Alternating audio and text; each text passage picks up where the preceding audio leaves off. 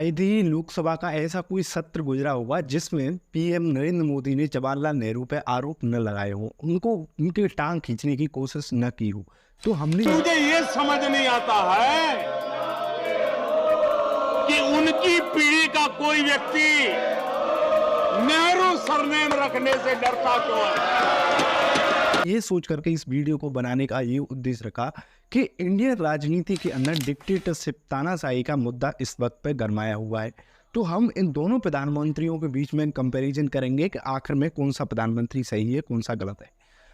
सबसे पहले हम जवाहरलाल नेहरू की बात करते हैं। तो जवाहरलाल नेहरू के लिए उस वक्त में काफ़ी बड़ी चैलेंजिंग की बात हुआ करती थी। एक सबसे बड़ी मुसीबत थी, दुनिया के कई सारे एक्सपर्ट, इवन जो ब्रिटिशर्स हमको छोड़कर गए थे, वो यहाँ तक दावा कर चुके थे ये देश आगे चलेगा ही नहीं, टूट जाएगा, बिखर जाएगा, इस देश के टुकड़े हो जाएंगे। लेकिन नेहरू ने जिस परिस्थिति में इस देश को एक मजबूत नेतृत्व दिया, आप कहेंगे कि आंख मीच करके उन पर निशाना नहीं लगाया जा सकता। इसलिए यार, एक प्रधानमंत्री रहे थे और इतने बड़े बड़े घोटाले हो जाएं और उनको पता भी नहीं चले कि आखिर हो क्या गया। देखिए, इंडियन एक्सप्रेस की न्यूज कहती है जिसमें से 25 अपोजिशन लीडर्स पे ईडी के हमले किए गए, ईडी द्वारा आरोप लगाए गए। उसमें से 23 नेताओं ने बीजेपी ज्वाइन कर ली और उनके सारे आरोप खत्म हो गए। अगर हम जवाहरलाल नेहरू की बात करें तो जवाहरलाल नेहरू ने, उन पर आरोप ये लगाया जाता है कि उन्होंने सरदार वल्लभ भाई पटेल को, जो प्रधानमंत्री बनना चाहते थे, पूरा देश चाहता था कि सरदार वल्लभ भाई पटेल इस देश के प्रधानमंत्री बने, लेकिन जवाहरलाल नेहरू की वजह से वो प्रधानमंत्री नहीं बन पाए। और अगर हम इसी चीज को प्रेजेंट एरा में देखें तो नरेंद्र मोदी पर भी ये आरोप लगते हैं कि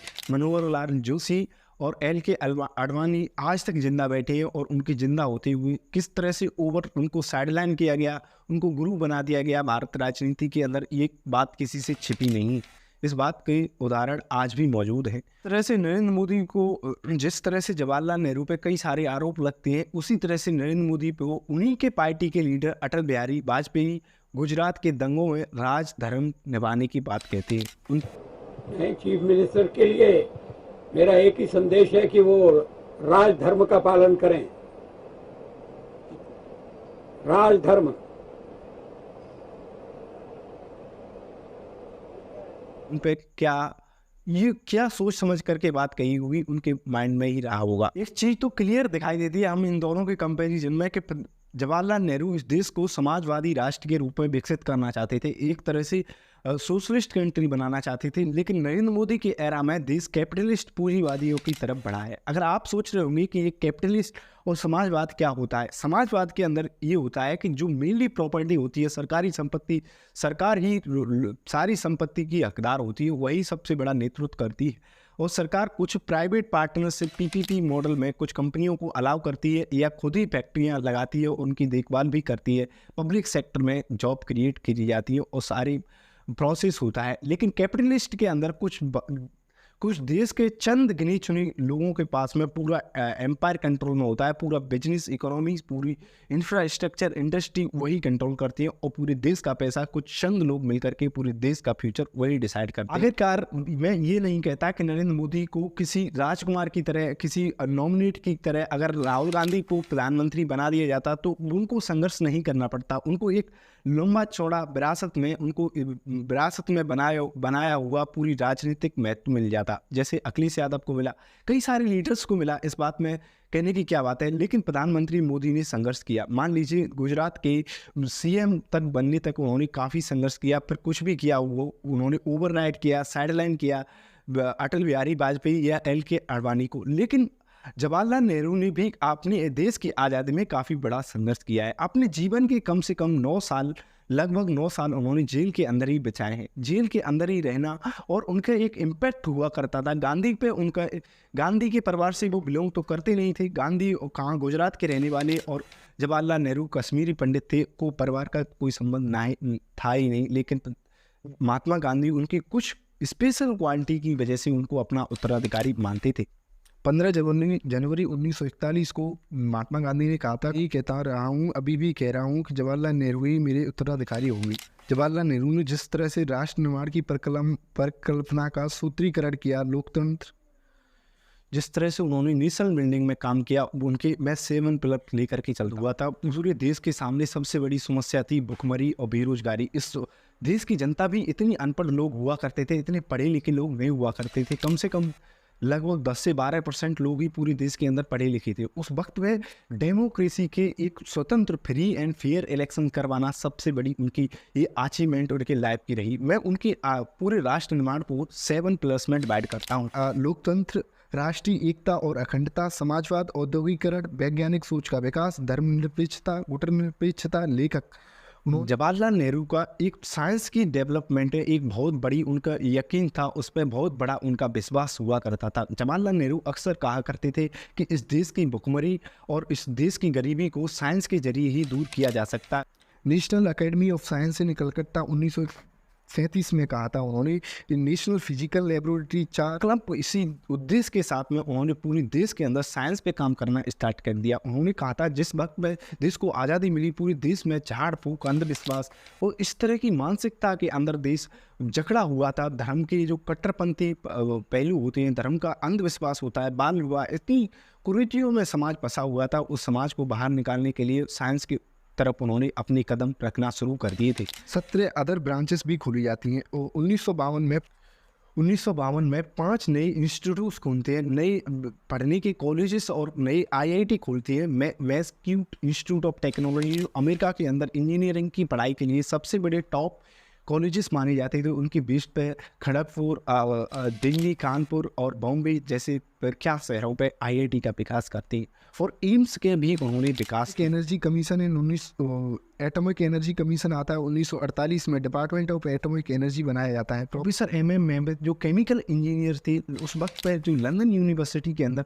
उस वक्त के वो केवल ऐसे प्रधानमंत्री थे जो इतनी ज़्यादा साइंस को importance. Indian national committee for space research, जिसको नाम बदल करके इसरो कर दिया गया, 1962 में उसकी स्थापना करती है। और लॉकहीड नहीं है, पिछले 10 साल में प्रधानमंत्री नरेंद्र मोदी के नेतृत्व में साइंस के विकास पर जोर नहीं दिया गया है, लेकिन जोर दिया गया है। लेकिन जो आज के समाज के आज के जो हम कॉन्टेक्स्ट को देखें, उस वक्त में जो हमारे सामने जो समस्याएं उभर करके आ रही हैं, climate change, artificial intelligence, robotics, nano technology, इतनी जो क्वांटम कंप्यूटिंग, इतनी जो समस्याएं उभर करके आ रही हैं, जो आने वाली समय में अगर आप ये न्यूज़ पूरी यूट्यूब कम्युनिटी ने जितने टीचर्स पढ़ाते हैं उन्होंने सामने इस पर कंप्लेंट किया कि गूगल मनमानी कर रहा है, सब पे 30% टैक्स लगा रहा है। इवन हमारी पूरी एंटायर इकोनॉमी को गूगल ने कंट्रोल कर रखा है।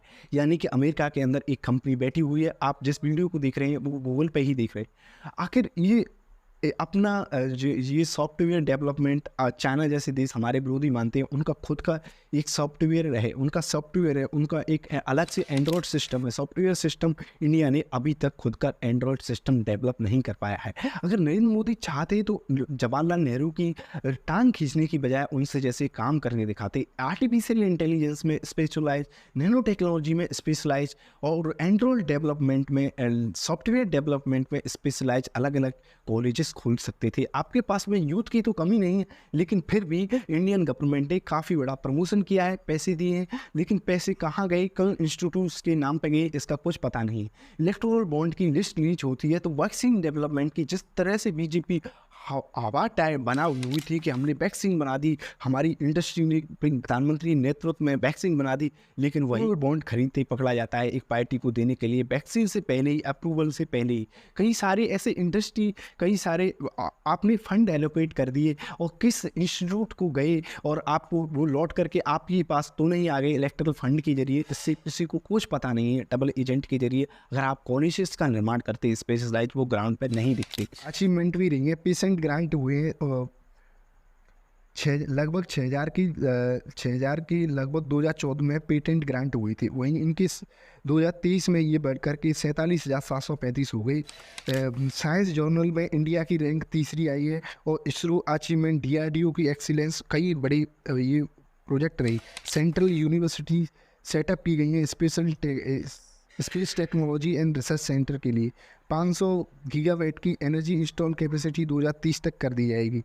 इनोवेशन पोटेंशियल ऑफ स्टार्टअप जो 1 से 2 तक पहुंच गए हैं। नेशनल क्वांटम मिशन जिसमें 6,000 करोड़ रुपए प्रधानमंत्री नरेंद्र मोदी ने दिए। ये अचीवमेंट साइंस की रही है, लेकिन उस लेवल की नहीं है। उस वक्त में इंडिया के पास में पैसे भी नहीं हुआ करते थे, फंड भी नहीं हुआ करते थे। देश के अंदर भुखमरी थी। जवाहरलाल नेहरू को इवन हर लोग क्रिटिसाइज्ड, हर लोग उनकी बुराई करने लग रहे थे कि ये क्या करेंगे, साइंस का क्या करेंगे, इसरो की स्थापना क्यों कर रहे हैं और IIT क्यों बना रहे हैं। देश के अंदर इतनी भुखमरी है, गरीबी है, लेकिन उन्होंने एक लॉन्ग विजन था उनका। आगे आने वाले देश में आगे आने वाली समस्याओं को भाप गए थे ऐसे प्रधानमंत्री। मुझे तो लगता नहीं कि नरेंद्र मोदी ने ऐसे काम किए। अगर आपको लगता है तो कमेंट में बता सकते हैं। लगातार गवर्नमेंट पे हमले हो रहे हैं। आप ED CBI इनके जरिए सरकारों को डिस्टेबलाइज करने की कोशिश की जा रही है।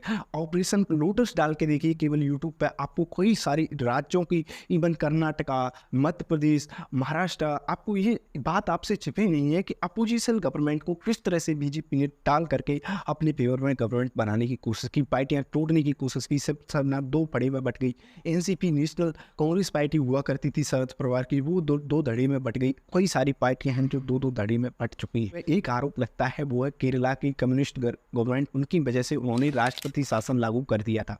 उसके पीछे भी उनको बदनाम करने की कोशिश की जाती है, लेकिन सच्चाई ये है EMS नमूदरी बात करके 1947 में कम्युनिस्ट पार्टी की सरकार बनती है केरला के अंदर फर्स्ट टाइम में। उन्होंने अपनी शॉर्ट टर्म में ऐसे सारे रिफॉर्म कर दिए, एजुकेशन बिल और लैंड रिफॉर्म से रिलेटेड कई सारे थे। वहीं पे वो स्वतंत्रता संघर्ष के नाम से आंदोलन की शुरुआत करती है। वो उसी स्वतंत्रता संघर्ष आंदोलन में जुड़ जाती है। पदमनामा पे नहीं, लाठीचार्ज कर दिया जाता है कम्युनिस्ट सरकार के द्वारा। 1.5 लाख लोगों को जेल में डाल दिया जाता है और करीब 250 से ज़्यादा लोग खत्म हो जाते हैं। इमीडिएट कॉज ऑफ कंसर्न था वो था एक प्रेग्नेंट वुमेन्स की पुलिस के द्वारा वो उसको ख़त्म कर दिया जाता है। वो केरला के अंदर एक तरह से आउटबस्ट हो गई कि सरकार एक तरह से जब जाकर के सेंट्रल गवर्नमेंट को वहाँ पे इंटरवेंट करना पड़ा। इस भयानक स्थिति में पूरा केरला जल रहा था। उस वक्त उन्होंने राष्ट्रपति शासन थोप दिया। जवाहरलाल नेहरू की मंशा ये थी, लेकिन आज उनको 51 से 56 तक फर्स्ट 5 ईयर प्लान लेकर के आते हैं, जिसकी एक्सपेक्ट की जाती है GDP ग्रोथ 2.1% हमारी की दर से हमारी GDP ग्रो करेगी, लेकिन उनकी अनुमान से ज़्यादा 3.6 की ग्रोथ करती है। दूसरे के अंदर वो प्राइमरी सेक्टर को डेवलप करते हैं। एग्रीकल्चर, इरिगेशन, लैंड रिफॉर्म, ऐसे जो देश के बंटवारे की वजह से स्थिति उत्पन्न हुई थी, उनको सेटल करना, इस समस्याओं को जूझने के लिए कई सारी योजनाएं बनाते हैं। आता है 1956 से लेकर के वो 1961 तक, जिसमें हाइड्रो इलेक्ट्रिक पावर प्लांट और हेवी इंडस्ट्री पर बल दिया जाता है ताकि लोगों को अत्यधिक टैलेंटेड बना करके उनको रोजगार के अवसर में उनको आत्मनिर्भर बनाया जाए। इस तरह के विजन उनका हुआ करता था। लेकिन प्रधानमंत्री नरेंद्र मोदी ने जिस तरह से अपनी पूरी, ऐसा नहीं है फैक्ट्री का निर्माण नहीं हुआ है, वो नहीं ली है, एनुअल ग्रोथ GDP ग्रोथ कर रही है, लेकिन देश के अंदर जो बनी बनाई उन्होंने 1 डिस्ट्रिक्ट 1 प्रोडक्ट की पॉलिसी लेकर के आए कि इतनी बड़ी बातें करी गई कि इस हर एक ज़िले में एक प्रोडक्ट होगा, इससे इतनी बड़ी इकोनॉमी बढ़ेगी। लेकिन आपको ग्राउंड लेवल पे ये काम दिखता है 1 डिस्ट्रिक्ट 1 प्रोडक्ट कितना फेलियर रहा, कितना सक्सेसफुल रहा, हर डिस्ट्रिक्ट से कितने प्रोडक्ट मिलते हैं, कितने लोगों को रोजगार मिल पाया। इस पर सवाल तो बनता ही है। भारतीय समाज के अंदर असमानता बनी हुई है, उसकी रिपोर्ट को देखेंगे तो पैसा है 21 लोगों के पास में पैसा है, जितना 70 करोड़ जनसंख्या के पास में नहीं है। लगभग आधी आबादी से ज़्यादा पैसा तो 21 लोगों के पास में। 2020 में लॉकडाउन लगता है, उसके बाद में गौतम अडानी की संपत्ति में 800% का इजाफा हो जाता है। अगर आप एक कॉमन मिडिल मैन, एक सामान्य आदमी से पूछोगे कि उसकी कितनी कोरोना के बाद में उसकी हालत ख़राब हो गई थी, घर को मैनेज करना, घर में भुखमरी की हालात हुआ करती थी, उस वक्त में कठिन हो रहा था, लेकिन अडानी एक तरह से 800% की वृद्धि से राज करता है। लेफ्ट हो और उनके बैकग्राउंड में ये सब काम होने लग रहे हैं। मुझे तो लगता नहीं है कि ये बिना उनकी अनुमति के ये काम हो ही नहीं। टैक्स जो बड़ी कंपनी होती है उन पर 30% कॉर्पोरेट टैक्स लगता था, उसको घटा करके 22% कर दिया गया, जिससे क्या जो कुल राजस्व कर पूरी साल का इकट्ठा होता था उसमें 16% की गिरावट आ गई। 16% की गिरावट कितनी थी? 2 लाख करोड़ रुपए। अब इनकी भरपाई कहाँ से होगी? आम जनता की इनडायरेक्ट टैक्स बढ़ा करके जीडीपी बढ़ा दो, पेट्रोल डीजल गैस के दाम बढ़ा दो, उनके सीधे टैक्स ये जनता को भरपाई करनी ही पड़ेगी। जो रिच होता जा रहा है, एक धनवान होता जा रहा है, उसको गवर्नमेंट नीचे लाने का काम नहीं कर रही, लेकिन उसको और पैसे वाला अमीर को अमीर बनाने की कोशिश कर रही है, लेकिन गरीब को अमीर बनाने के लिए कोई इंसेंटिव नहीं। ये पॉलिसी, इन दोनों का कंपैरिजन आपको कैसा लगा, प्रधानमंत्री नरेंद्र मोदी का और जवाहरलाल नेहरू का, आप कमेंट बॉक्स में बता सकते हैं अपनी राय। वाकई अगर आपको कोई क्वेरी है रेस्पेक्टिव वे में कमेंट लिखिए, उल्टी सीधी कमेंट करने का कोई फ़ायदा नहीं है, आपको रिमूव कर दिया जाएगा। थैंक यू, मिलते हैं नेक्स्ट वीडियो।